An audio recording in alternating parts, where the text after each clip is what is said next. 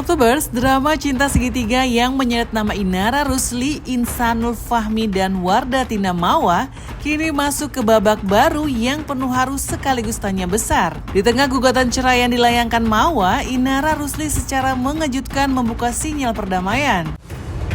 Dengan segala kerendahan hati, Inara menyampaikan permohonan maaf mendalam kepada Mawa dan keluarga besarnya. Inara pun mengaku hanya manusia biasa yang tak luput dari salah. Terlebih dirinya tak tahu kapan ajal akan menjemput. Di sisi lain, sidang cerai Insanul Fahmi dan Mawa sudah bergulir di Pengadilan Agama Medan, Sumatera Utara. Tak hanya itu, beredar rumor pula bahwa Insanul siap berebut hak asuh anak karena Mawa terancam pidana. Lantas, seperti apa faktanya?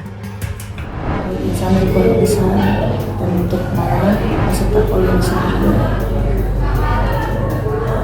dengan segala rendah hati aku menyampaikan maaf lainnya. Boleh aku tanya, kamu jawab atau tidak terserah kamu? Kenapa menyebutkan semuanya pada akhirnya ke Insan, ke Mawa? Karena kita sebagai manusia pasti kita membutuhkan permintaan maaf dari mereka. Dan kita nggak pernah tahu umur kita sampai kapan. Terkait mediasi tadi bagaimana? Tidak mediasi kan pertama kali ketemu lagi. Yang kemarin mau janjian ketemu tapi nggak jadi, tapi akhirnya ketemu di pengadilan. Bagaimana Bang? Saya ada bahagia, ada sedih, tapi ya kita berdoa yang terbaik aja sih buat semuanya. Canggung nggak sih tadi? Canggung nggak sih? Enggak canggung sih. Santai kan, santai banget.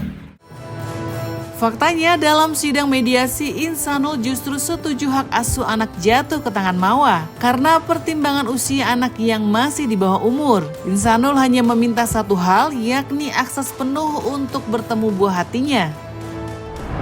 Hak asuh anak itu udah sama Mawa, karena ya anak kan masih di bawah umur, ya dipersilakan. Kita pun nggak ngotot-ngotot sih, cuman berilah klien kami ini untuk akses, untuk bertemu, berjumpa, kalau boleh membawa, itu ajanya pada inti dalam mediasi. Pada inti mediasi tadi. Untuk masalah biaya biaya itu untuk di mediasi itu kita tidak dapat satu kesepakatan. Dan nanti kami meminta kepada mediator untuk menyerahkan kepada pokok perkara, biar hakim pokok perkara lah yang memutuskan berapa yang pantas untuk anaknya. Tapi kan Bang, ada tuntutannya itu sekitar 100 juta ya. Nah, itu kalau menurut dari Bang Insan gimana Bang? Apakah? Ya saya serahin sama kuasa hukum semua sih. Jadi kalau untuk yang 100 juta itu begini, itu kan bentuknya kan permohonan, bukan ketetapan. Nah maka itu permohonan itu wajar atau tidak wajarnya nanti majelis hakim yang memutuskan, gitu. Karena tadi mediasi tidak ada menyinggung ke sana, karena dia menyinggung ke dalam perasaan hati, masalah putusnya pernikahan dengan hak asuh anaknya, yang lainnya tidak. Ya, perceraian. Nah akhirnya Saudara Insan juga saya rasa sudah berada di Medan untuk menghadiri yang namanya sidang perceraiannya. Ya bagus, artinya apa yang diajukan itu kan semua bisa merupakan permohonan yang memang diharapkan oleh Saudara M ini, ya kan? Nah, saya rasa ya permohonan itu kan boleh sah-sah saja. Berapapun yang diminta kan boleh saja diajukan. Nanti kembali kepada kewenangan majelis hakim ketika memutus, ya kan, melalui pertimbangan-pertimbangan yang layak pastinya ya. Tidak mungkin menggunakan pertimbangan-pertimbangan yang tidak layak.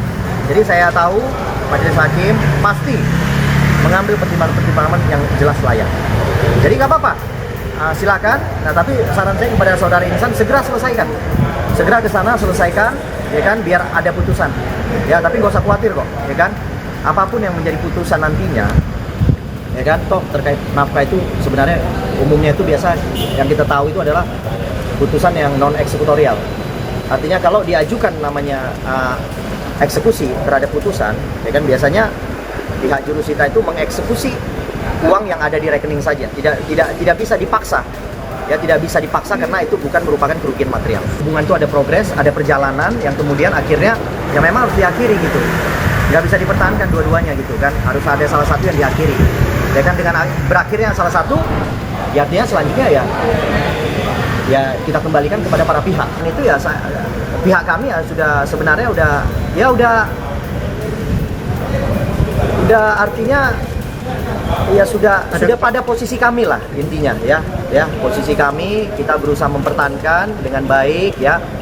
Artinya insan juga harus buka matanya lebar-lebar untuk supaya dia bisa menghadiri sidang ya kan, mengambil keputusan yang tepat lah. Seperti itu. Tapi dengan ada yang gugatan ini itu udah tepat. Salah satu memang harus diselesaikan. Kalau itu saya kembalikan, saya belum boleh masuk ke wilayah itu karena saya dalam kapasitas membela. Di sisi lain, kuasa hukum Inara Rusli menyebut kasus di Polda Metro Jaya terkesan dipaksakan. Pasalnya ancaman hukuman dalam kasus tersebut berada di bawah 1 tahun, sehingga secara aturan tidak layak untuk dilakukan penahanan. Bahkan pihak Inara optimis jika gugatan perdata cerai di Medan putus, maka secara otomatis laporan pidana terkait dugaan perzinaan akan gugur dengan sendirinya sesuai aturan peraturan Mahkamah Agung. Selain itu, kuasa hukum Inara juga berharap insan segera memberi kepastian status kepada kliennya. Dipaksakan, ya terkesan dipaksakan satu, kemudian terlalu mau dicepet-cepetin, ya kan? Tapi nggak usah khawatir, saya udah sampaikan beberapa kali ya di dalam wawancara saya, perkara itu perkara yang nggak bisa dilakukan penahanan.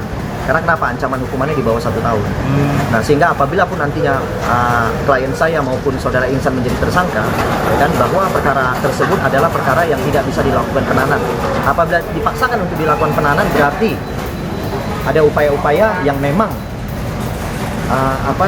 digunakan oleh penyidik, ya kan, untuk tabrak aturan karena tidak sesuai dengan kewenangan. Seperti itu. Abang tadi mendampingi nggak ketika pihak kepolisian mendatangi? Enggak, saya karena ini bukan laporan kami, saya rasa nggak perlu.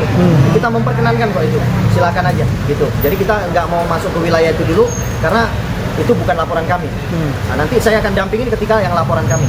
Bang, kalau olah TKP itu kan berarti kan ada keseriusan dari pihak penyidik, Bang, ya? Iya. Ada kekhawatiran nggak, Bang, sebagai kuasa hukum, Bang?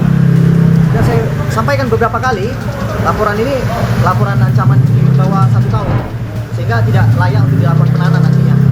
Jadi apapun yang dilakukan oleh tim penyidik ya kita silakan saja.